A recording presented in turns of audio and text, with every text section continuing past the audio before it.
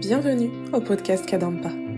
Ces balados, comme on dit au Québec, offrent des solutions pratiques pour les défis de la vie quotidienne et nous aident en nous guidant vers des états d'esprit plus calmes et joyeux.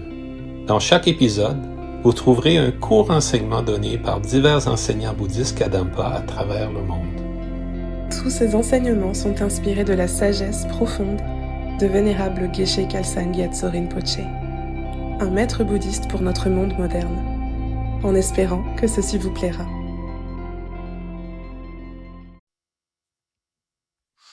Bonjour à tous, bonjour à toutes. Bienvenue dans ce podcast. Mon nom est Marlise Antonios et j'enseigne au centre Kadampa Lamrim à Lyon qui se trouve en France. J'aimerais partager avec vous un sujet qui me tient particulièrement à cœur et qui me semble, à une époque où nous sommes littéralement submergés de distractions, eh bien c'est assez crucial. Donc il s'agit des bienfaits de la concentration. Donc attention, une méditation guidée est prévue à la fin de ce podcast. Donc je vous invite à vous installer dans un lieu au calme pour vraiment profiter au maximum de cette séance. Alors, parler des bienfaits de la concentration, ça peut paraître un peu étrange, hein. Après tout, on est presque tous convaincus que la concentration est importante, n'est-ce pas?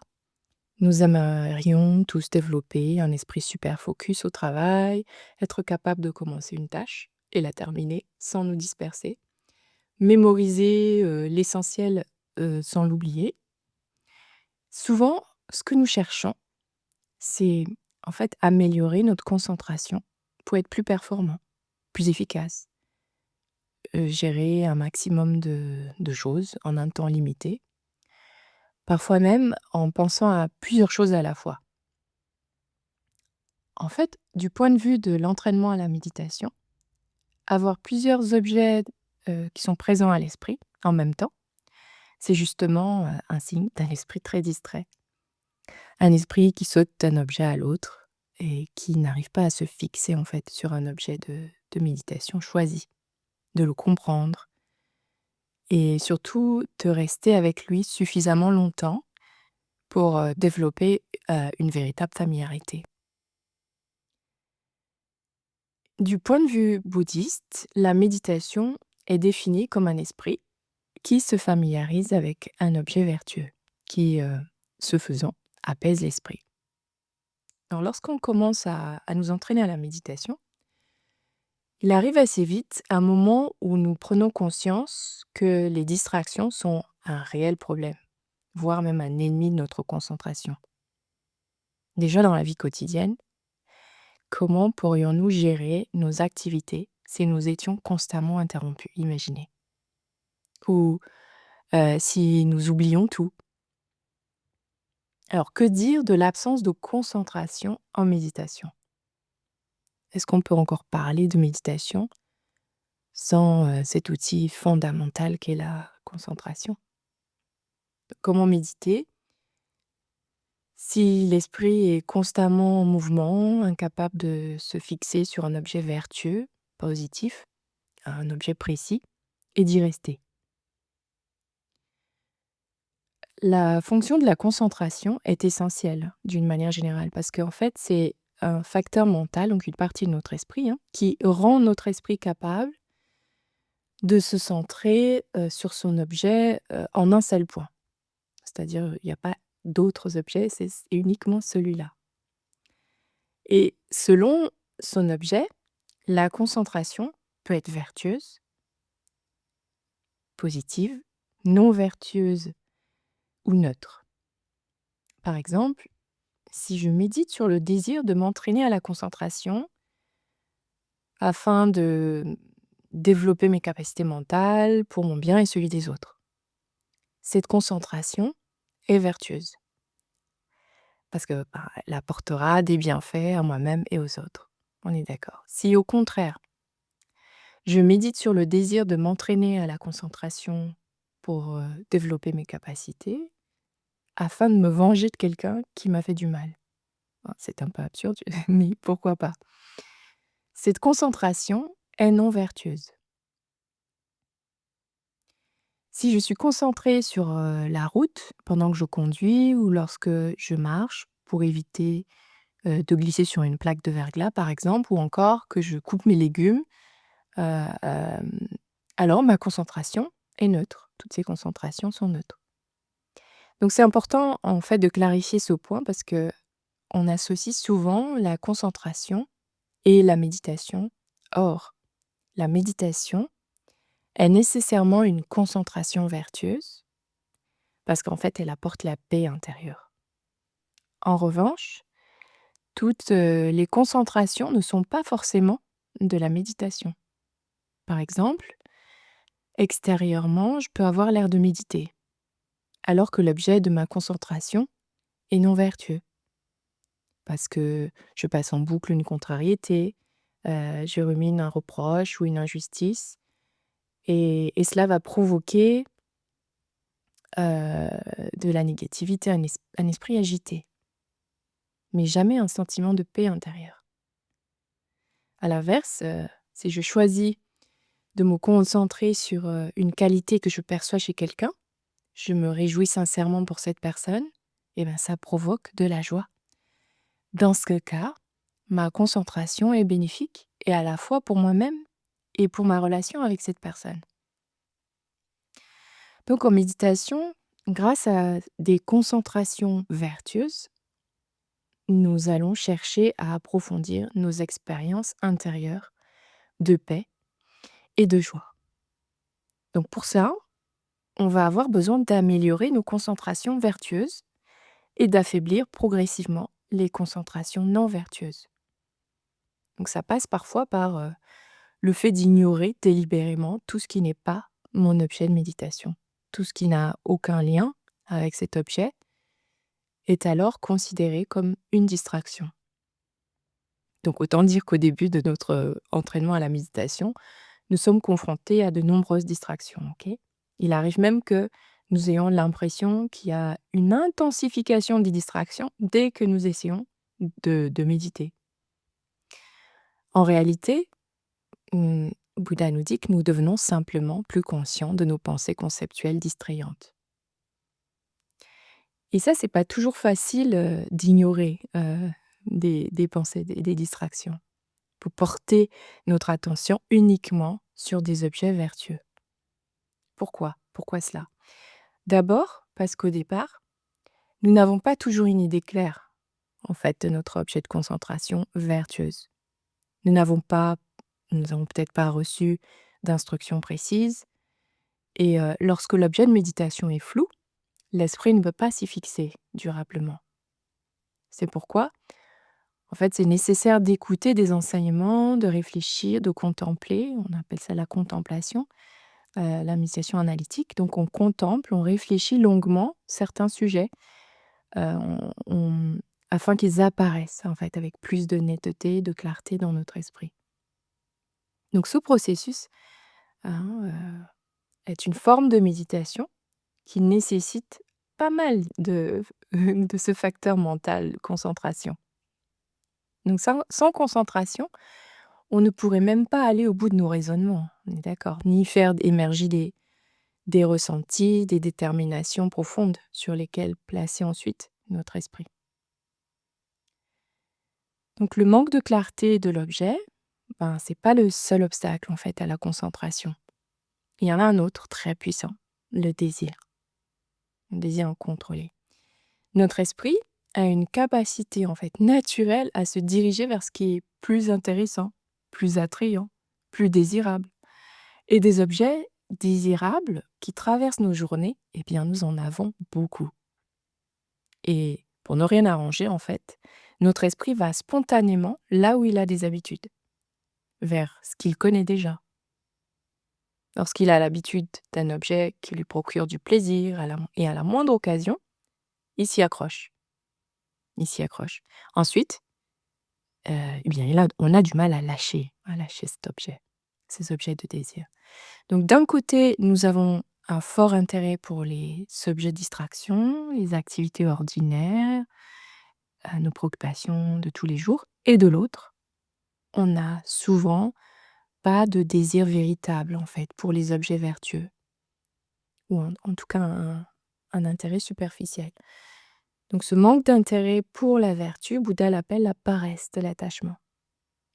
Et donc cette paresse est un obstacle majeur à la concentration et plus largement à notre développement spirituel. En réalité, avant de réussir à centrer parfaitement notre esprit sur des objets de méditation vertueux, il y a déjà beaucoup de travail à faire en amont. On va d'abord apprendre, par exemple, à éliminer les obstacles les plus grossiers, disons la paresse, les distractions les plus manifestes, l'oubli de l'objet de méditation, l'agitation mentale, et ainsi de suite. Mais la bonne nouvelle, c'est qu'il est tout à fait possible d'appliquer certaines pratiques en fait, de l'entraînement de l'esprit dans notre quotidien, sans prérequis particuliers en matière de concentration. Ça, c'est la bonne nouvelle. Tout cet entraînement fait pleinement partie du chemin. Il nous conduira progressivement à vouloir affiner, parfaire notre concentration. Peut-être qu'en réfléchissant à cela, nous réalisons que le chemin est long. Surtout si pour l'instant notre esprit ressemble plutôt à un cheval, vraiment un cheval sauvage, indiscipliné, qui ne fait que ce qu'il veut. Donc si nous voulons rendre cet esprit plus malléable, plus flexible, mieux maîtrisé, donc il va falloir du temps et de la patience. Face à ce constat, il est possible que le découragement apparaisse. On peut peut-être se dire: «Ce n'est peut-être pas fait pour moi, en fait. Je laisse la voie de la méditation à maître Yoda. Moi, je ne suis pas au niveau». Ou bien, nous pouvons faire un autre choix. Renforcer notre détermination à améliorer notre concentration afin d'atteindre nos objectifs. Donc à ce stade, une question légitime peut surgir. À quoi va vraiment nous servir la concentration? Finalement, ne peut-on pas vivre heureux sans une grande capacité de concentration? Après tout, il existe de nombreuses personnes qui possèdent de très belles qualités, malgré le fait qu'elles soient souvent distraites ou qu'elles aient, disons, une mémoire de poisson rouge. Parfois même, on peut dire, ça fait partie de leur charme. Cela les rend plus humaines. Donc dans l'un des livres Comment comprendre l'esprit, mon enseignant Vénérable Geshe Kelsang Gyatso cite le maître Nagarjuna qui dit: «De la concentration vient la paix». Puis dans un autre ouvrage, le Nouveau manuel de méditation, il explique comment, en se concentrant simplement sur le souffle, on peut progressivement dissiper les pensées conceptuelles distrayantes. Et lorsque notre esprit devient calme, nous faisons alors l'expérience d'un profond contentement. Donc ça, c'est l'expérience directe de toutes les personnes qui méditent. Donc si nous abandonnons graduellement nos pensées conceptuelles distrayantes, nous connaîtrons la paix intérieure. Et lorsque notre esprit est paisible, nous sommes heureux. Que les conditions extérieures soient bonnes ou mauvaises. Alors, sommes-nous obligés de développer une concentration vertueuse pour être heureux? À cette question, on va répondre oui. Si nous ne voulons pas nous contenter d'un bonheur temporaire et superficiel, dépendant uniquement des conditions extérieures, mais si ces plaisirs temporaires nous suffisent, alors c'est OK. D'un autre côté, certaines personnes n'ont pas de pratique formelle de méditation. Strictement parlant, elles ne s'entraînent pas à la concentration méditative ou à la paix intérieure. Pourtant, parce que leur esprit est naturellement rempli d'états d'esprit positifs, elles font assez spontanément l'expérience d'un esprit paisible et heureux.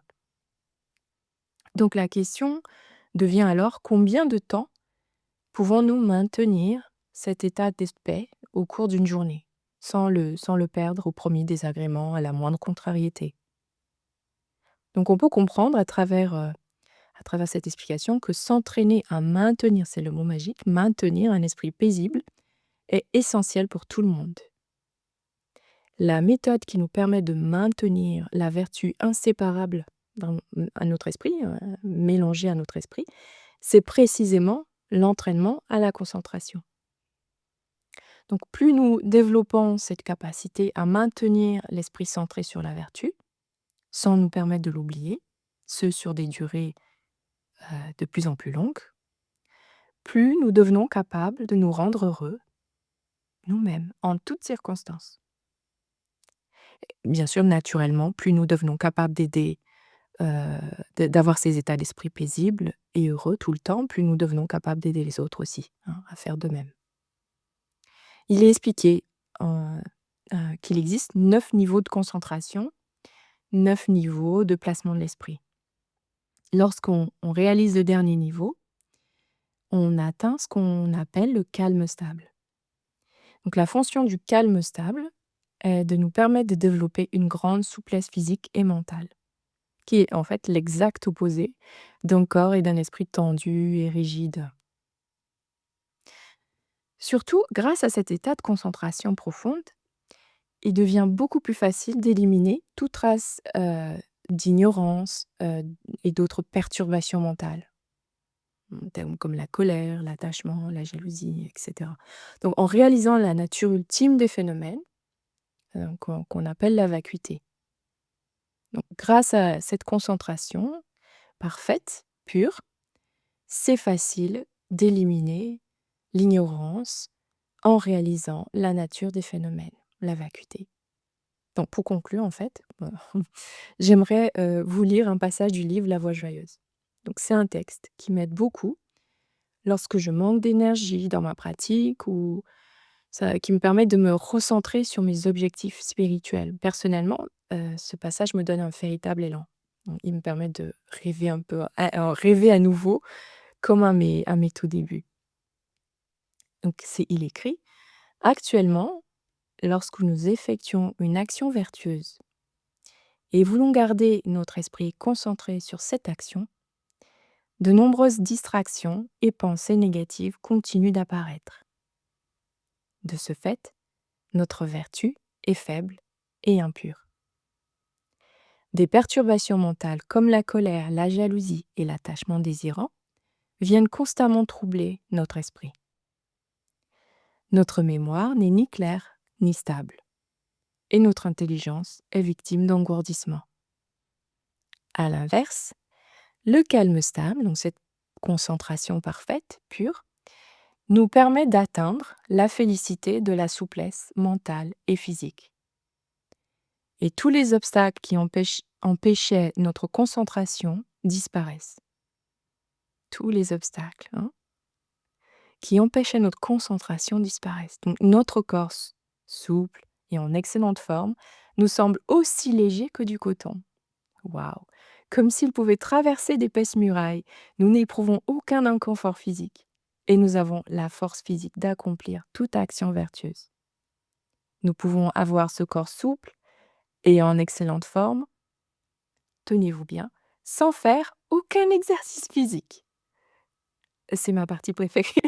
Et nous sommes également capables de rester concentrés de longs moments sans éprouver aucune douleur. Alors, je sais pas vous, mais parfois c'est compliqué en méditation. On a notre corps qui est tout crispé, tout rigide et on a vraiment du mal à se concentrer. Donc, je continue la lecture, nous n'avons aucune paresse et sommes capables d'accomplir sans difficulté toute tâche spirituelle, quelle qu'en soit la durée. Nous restons tout le temps calmes, car notre esprit est complètement libéré de toute tension. Il reste constamment souple et flexible. Ok, donc voilà, nous allons commencer la méditation. Si vous êtes prêts, installez-vous confortablement.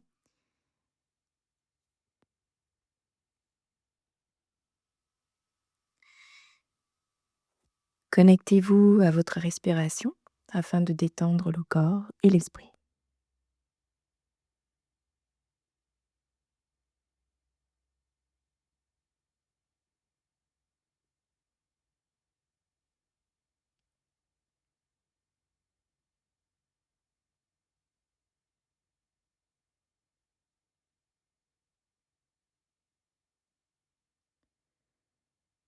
Puis nous allons contempler les bienfaits de la concentration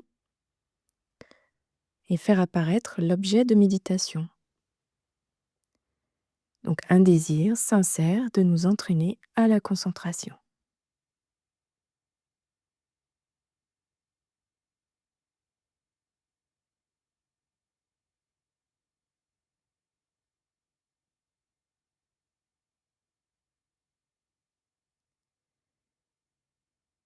En développant ma concentration, mon esprit devient naturellement calme et paisible.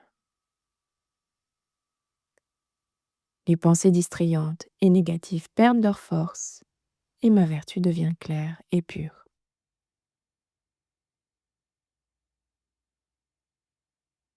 En développant donc ma concentration, mon esprit deviendra naturellement calme et paisible.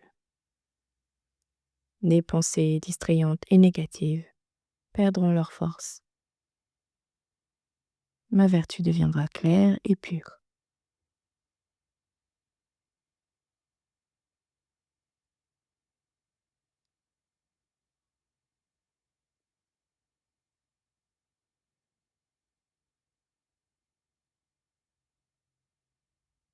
Mon esprit deviendra souple, flexible, sans tension.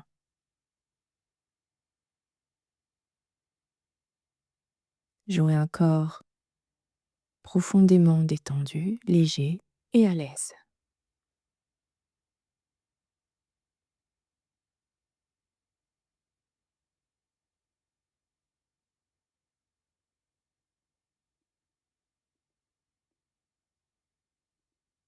En m'entraînant à la concentration, ma mémoire devient stable, mon intelligence claire, et je peux rester concentré longtemps sans effort ni fatigue.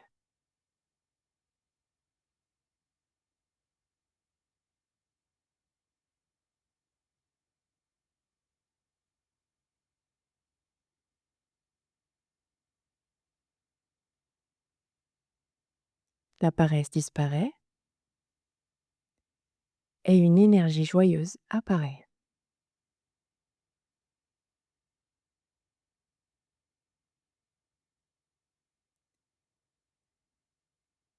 Il devient facile d'accomplir toute action vertueuse.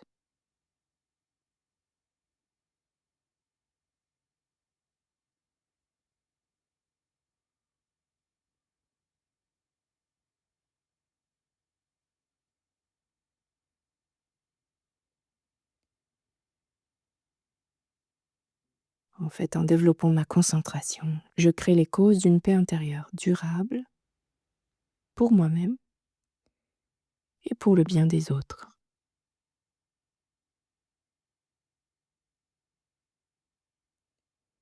Nous pouvons répéter ces bienfaits autant de fois que nous le souhaitons pour faire apparaître le désir de nous entraîner à la concentration. Ce désir doit venir de notre cœur, avec une certaine clarté et force.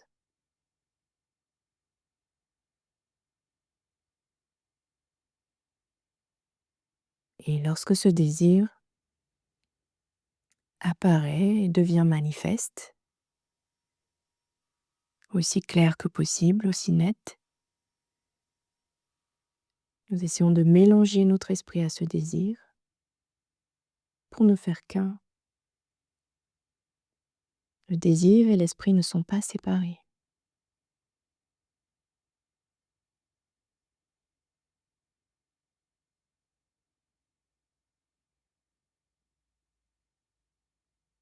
Essayons de maintenir notre esprit centré en un seul point sur ce désir sans nous laisser distraire.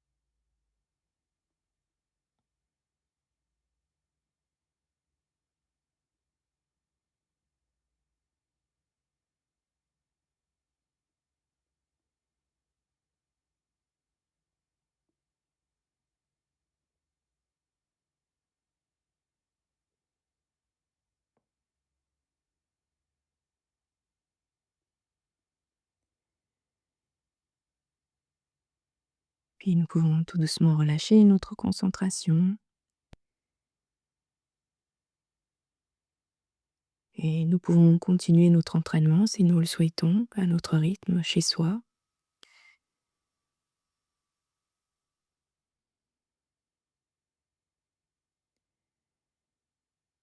Donc une belle façon de mettre ce désir en application, c'est de se réunir en groupe pour méditer dans les centres de méditation Kadampa, dans une belle énergie collective. Et c'est tellement plus facile que tout seul. Ok, j'espère que ce podcast vous a plu.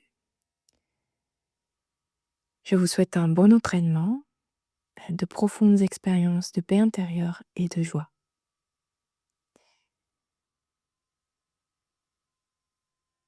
Un très grand merci et à bientôt.